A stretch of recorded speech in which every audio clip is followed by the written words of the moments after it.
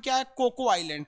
तो म्यांमार ने कहा भारत से कि ये आइलैंड हमें दे दीजिए क्योंकि हिस्टोरिकली इस पर हमारा अधिकार है, लेकिन उस पर भारतीय सेना का कब्जा था। तो जवाहरलाल नेहरू ने इसे एक गिफ्ट की तौर पे दे दिया कि भाई हमारे पास इतने ज़्यादा द्वीप है, एक छोटा सा द्वीप है, रियली में दे दिएगा तो देने से ज़्यादा तकलीफ नहीं है। तकलीफ साला ये हरामी अब पैदा किया है। कैसे पैदा किया है कि यहाँ सेना का शासन हो गया और ये चोट्टा उठा ना, तो ये वाला द्वीपवा किसको दे दिया, चाइना को दे दिया कि चाइना, यहाँ चाइना को दे दिया, वो भाड़ा पे दे दिया। और चाइना ने यहाँ पर अपना ट्रांसमीटर और रडार लगा दिया है। ट्रांसमीटर और क्या लगा दिया, रडार लगा दिया। इससे दिक्कत क्या है कि भारत का ये जो अब्दुल कलाम द्वीप है, यहाँ मिसाइलों का परीक्षण होता है और यहाँ आपका सतीश धवन जो है यहाँ पर प्रक्षेपण केंद्र है, श्रीहरिकोटा, यहाँ से रॉकेट का परीक्षण होता है। ये चोट्टा यहीं से दोनों को नज़र रख सकता है।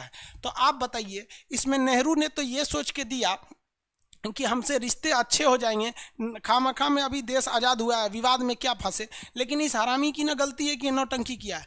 और भारत के प्रधानमंत्री लोगों की भी गलती रहती है। चाहे वो नेहरू ने गलती कर दिया तो एक प्रधानमंत्री गलती करेगा तो दूसरा सुधार भी तो सकता है। इंदिरा गांधी जब एक देश अलग करा सकती है तो इंदिरा गांधी सुतल थी कि ये कोको द्वीप ले ले। हालांकि इस वक्त इंदिरा गांधी के समय ये चाइना को नहीं दिया था, लेकिन मनमोहन सिंह के समय चाइना को दे दिया। मनमोहन सिंह हाथ पे हाथ रख के चले गए। मोदी जी का भी ये वो कार्यकाल हाथ पे हाथ रख के निकल गया और ये भी निकलेगा, क्योंकि मोदी जी तो इसको कभी सीरियस ले ही नहीं रहे। मोदी जी को भी कहना चाहिए कि भैया देखो म्यांमार, हमने तुमको, हमारे जो जवाहरलाल नेहरू प्रधानमंत्री थे, हमने तुमको गिफ्ट दिया था, तो ये बात सही है, हम तुमको गिफ्ट आज भी देते हैं, लेकिन हमारे शत्रु देश को तुम यहाँ बचाओगे, ले आओगे तो हम ये गिफ्ट वापस ले लेंगे। तो आप डिसाइड करो भैया कि तुम ये म्यांमार, तुम चाइना को वापस भगाओगे कि हम द्वीप ले ले। तो इस पे म्यांमार चोट्टा साला कुछ बोलेगा नहीं, तो भारत को कुछ नहीं करना चाहिए। भारत को वैज्ञानिक मुंबई में बैठे हैं सब भाभा एटॉमिक रिसर्च सेंटर पे, इन वैज्ञानिकों को कहना चाहिए कि भैया तुम एगो नया परमाणु बम लाओ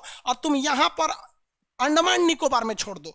हम उस पे नहीं छोड़ेंगे, अपने यहाँ एकदम ऊपरा वाले पोर्शन पे छोड़ेंगे। इतना भयानक फटेगा कि सुनामी आ जाएगा। हमारे लिए ये एरिया तनी सा डूबेगा, उसका पूरा डूब जाएगा। हम तो डूबे सनम, तुम्हें भी ले डूबेंगे। समझ में आ गया? कभी कभी पैर बुरी तरह फंस जाता है ना, तो काट के निकाल दिया जाता है। शरीर में कैंसर नहीं रखना चाहिए, ये हमारे लिए कैंसर बन के आया। या तो चाइना को भगाओ, नहीं तो साले हम तुमको बर्बाद कर देंगे। तो जब तक हमारे देश में एग्रेसिव नहीं रहेगा तो नहीं हो सकता है।